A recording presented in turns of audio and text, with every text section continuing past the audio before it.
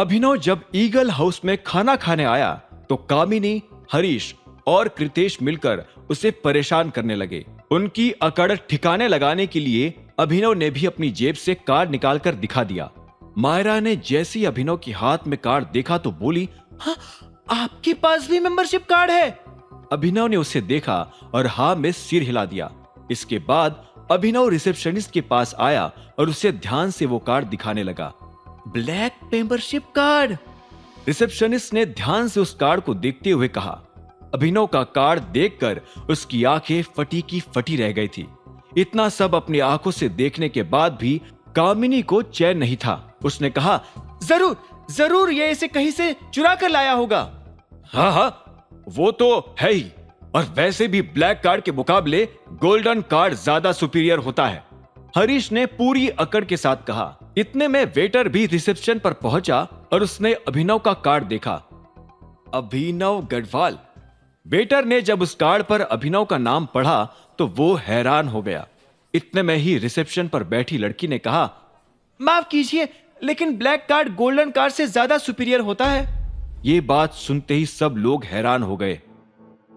कृतेश ने कहा, क्या सच में वो कार्ड असली है? मैंने तो अपनी जिंदगी में टाइगर मेंबरशिप का ब्लैक कार्ड कभी देखा नहीं। वेटर को इस बात से कोई मतलब नहीं था कि कृतेश ने अपनी जिंदगी में क्या देखा है और क्या नहीं। उसने कृतेश को पूरी तरह से इग्नोर किया और अभिनव की तरफ मुस्कुराते हुए बढ़ने लगा। उसकी बदलती हुई चाल देखकर अभिनव भी मन ही मन हंस रहा था। आखिर में वेटर ने कहा, मुझे माफ करना सर, मैंने आपको पहचानने में भूल कर दी, पर क्या अब हम चल सकते हैं? मैं आपको टेबल दिखा देता हूं। यह सुनते ही कृतेश के होश उड़ गए थे। कृतेश के पास जो कार्ड था वो भी उसे उसके पिता ने दिया था। ऐसे में अभिनव के पास अपने ही नाम का कार्ड कहां से और कैसे आ सकता था? हरीश कृतेश से ज्यादा बड़े सदमे में था और कामिनी को तो ऐसा लग रहा था कि उसके साथ जिंदगी का सबसे बड़ा धोखा हुआ है। इधर अभिनव मायरा के साथ अपनी टेबल पर पहुंच चुका था और उसने दोनों के लिए ढेर सारा खाना भी ऑर्डर कर लिया था। वैसे भी उसे इस खाने का 1 रुपया भी चुकाने की जरूरत नहीं थी, क्योंकि उसके पास कार्ड था। इतना अच्छा खाना होने के बाद भी मायरा को वो सब हजम नहीं हो रहा था। वो बार बार मौका पाकर अभिनव की तरफ चोर नजरों से देखी जा रही थी। उसे समझ नहीं आ रहा था कि अभिनव आखिर चीज क्या था। अचानक से मायरा के मन में उसके लिए इज्जत और बढ़ गई थी। तभी अभिनव का फोन बज उठा। फोन की दूसरी तरफ मोंटी था। अभिनव ने स्क्रीन पर मोंटी का नाम पढ़कर फोन इग्नोर कर दिया। कुछ देर बाद दोबारा फोन बजा। इस बार अलाइना का फोन था। जब अभिनव ने अलाइना का फोन भी नहीं उठाया तो मायरा से रहा नहीं गया और उसने अभिनव से पूछ ही लिया, क्या बात है सर, सब ठीक है? अभिनव ने मुस्कुराते हुए कहा, हाँ सब ठीक है, मुझे एक्चुअली वॉशरूम जाना है, मैं बस यूं गया और यूं आया। अभिनव ने कहा और अपना फोन उठाकर तुरंत वॉशरूम में चला गया। वॉशरूम जाते हुए भी उसका फोन बजे जा रहा था। इस बार अभिनव ने फोन उठाने में 1 सेकंड की भी देर नहीं की और बोला, हाँ नंदिता। अभिनव, तुम मेरा फोन क्यों नहीं उठा रहे हो? उधर से अलाइना यानी नंदिता ने शिकायती लहजे में कहा। अभिनव ने एक गहरी सांस ली और बोला, ओह सॉरी यार, लेकिन तुमसे मिलने के बाद मैं बहुत सारी चीजों में उलझा हुआ था, इसलिए तुम्हें फोन नहीं कर पाया। यह सुनते ही अलाइना को हंसी आ गई और बोली, सॉरी कहने की जरूरत नहीं है, तुम्हें तो पता है मैं कभी तुम्हारे ऊपर नाराज नहीं हो सकती। मुझे तो बस तुम्हारी चिंता हो रही थी। और वैसे तुम्हारी जानकारी के लिए बता दूं कि मेरे पास भी काम की कोई कमी नहीं थी। अच्छा, तो अब तुम कब मिलने वाली हो? फिलहाल तो नहीं, मैं बाहर हूं। बाहर? बाहर मतलब? बाहर मतलब मैं गुड़गांव में नहीं हूं, इटली आई हूं। अच्छा, तो तुम वापस कब आने वाली हो? अभिनव का यह सवाल सुनते ही अलाइना एक पल के लिए शांत हो गई। उसने एक गहरी सांस ली और बोली, मुझे आने में कम से कम 4 महीने लगेंगे। मैं यहाँ एक कंपनी के काम में काफी उलझी हुई हूँ। वैसे तुम्हें पता है तुम्हारे पापा की एक कंपनी इटली में भी है। यह सुनते ही अभिनव के होश उड़ गए। उसके पापा की कंपनी और वो भी इटली में? मेरे पापा की? इससे पहले कि अभिनव अपनी बात पूरी कर पाता, उधर से अलाइना ने कहा, हाँ, और वो भी बहुत बड़ी।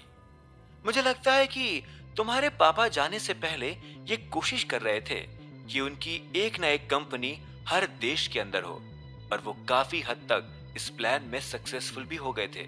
शायद इसीलिए उन लोगों ने उन्हें टारगेट बनाया।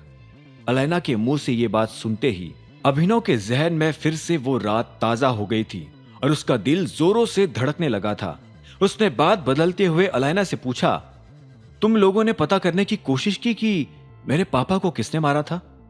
अलैना ये सवाल सुनकर एक पल के लिए शांत हो गई और फिर बोली, अभिनव, तुम्हारे पापा को किसी ने मारा नहीं था। उनकी मौत कार एक्सीडेंट में हुई थी।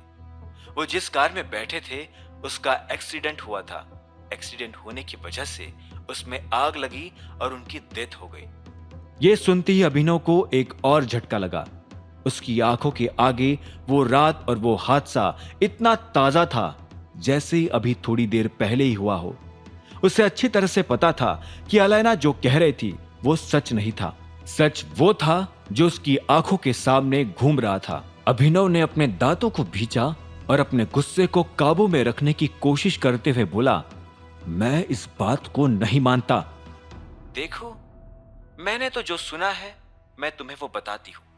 मैंने सुना है कि लोकेश की गाड़ी तुम्हारे पापा की गाड़ी से काफी दूर थी और इसी वजह से तुम और लोकेश दोनों बच गए थे, क्योंकि तुम भी लोकेश की गाड़ी में थे। अगर तुम अपने पापा की गाड़ी। बकवास! कोरा झूठ! मेरे पापा को मारा गया था। वो किसी कार एक्सीडेंट में नहीं मरे थे। क्या? अलैना उधर से जोर से चिल्लाई। अब उसे अभिनव की बातों पर विश्वास नहीं हो रहा था। अलैना ने आगे कहा, तुम ये सब कैसे कह सकते हो कि उन्हें किसी ने मारा है? उनकी कार में ब्लास्ट हुआ था और उनकी पूरी बॉडी जल गई थी। मैं अच्छी तरह से जानता हूं कि मैं क्या कह रहा हूं। जब यह सब हुआ था तब मैं वही था। मेरे बेहोश होने से पहले मेरी आंखों के सामने जो जो हुआ था मुझे सब कुछ याद है। अलैना फिर से चुप हो गई थी। उसके मन में वो सारी बातें घूम रही थी जो अभिनव ने अभी उसे बताई थी। आखिरकार अलैना ने एक गहरी सांस ली और बोली, तो फिर उन्हें किसने मारा? क्या तुमने मर्डरर का चेहरा देखा था? अब यह सवाल सुनते ही अभिनव एक पल के लिए शांत हो गया था। उसे समझ नहीं आ रहा था कि उसे अलैना के सामने राणा के ऊपर इस तरह का इल्जाम लगाना चाहिए या नहीं। भले ही अभिनव की नजर में राणा जो भी हो, लेकिन बाकी लोग राणा को उस तरह से नहीं देखते थे। अभिनव और उसके सारे साथी इस वक्त मिलकर उस जासूस को ढूंढने की कोशिश कर रहे थे जो उनकी टीम में रहकर दिक्पाल के लिए काम कर रहा था।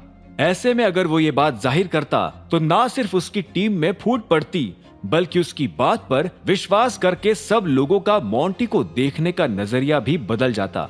इसीलिए जब तक अभिनव के पास इस बात के सबूत नहीं होते कि ये काम राणा ने ही किया था, तब तक अभिनव ये बात सिर्फ अपने और मोंटी के बीच तक ही रखना चाहता था। वो नहीं चाहता था कि इस बात का बुरा असर टीम के किसी और आदमी पर भी हो। अभिनव, कुछ बोलोगे? नहीं, मैं उसका चेहरा नहीं देख पाया।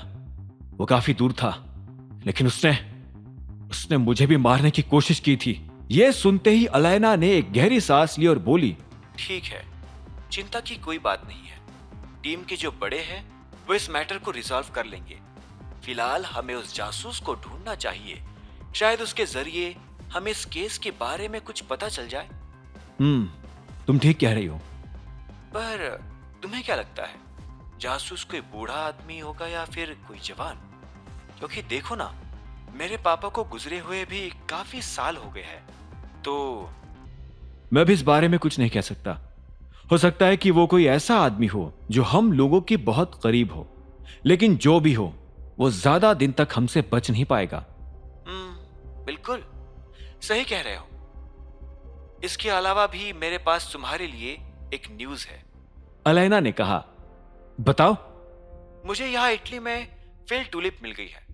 याद है तुम्हें बचपन में फिल ट्यूलिप कितनी पसंद थी? तुम हमेशा कहा करते थे कि बड़े होकर अगर तुम कोई घड़ी बांधोगे तो वो फिल ट्यूलिप ही होगी। अभिनव को अब अपना बचपन ठीक से याद नहीं था। उसे धीरे धीरे सारी चीजें याद आ रही थी।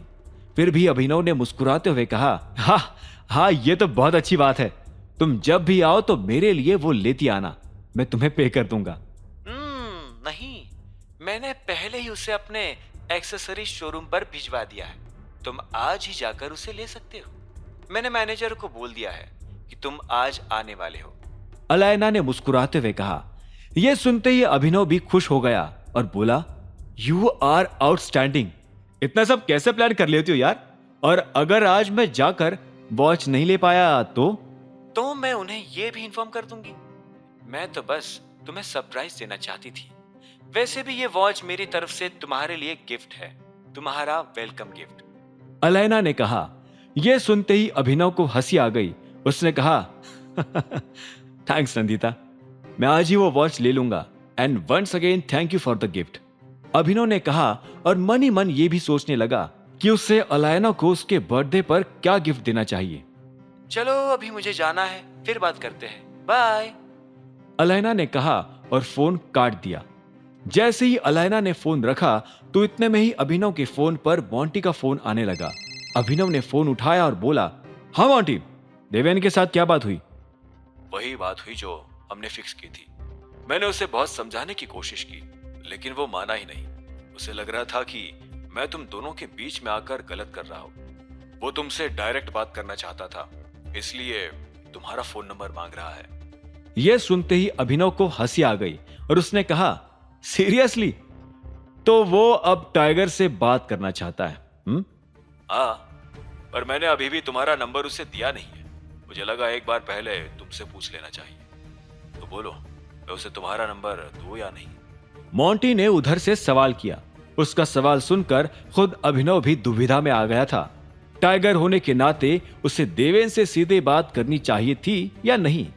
काफी देर तक सोचने के बाद उसने कहा, ठीक है, तुम उसे मेरा फोन नंबर दे दो। यह कहते हुए अभिनव के चेहरे पर मुस्कान आ गई थी। मोंटी ने फोन रखा और अभिनव भी अपना फोन जेब में डालकर एक बड़ी सी कुटिल मुस्कान के साथ वॉशरूम से बाहर निकल आया। अब आगे क्या होने वाला था? क्यों बात करना चाहता था अभिनव देवेन से?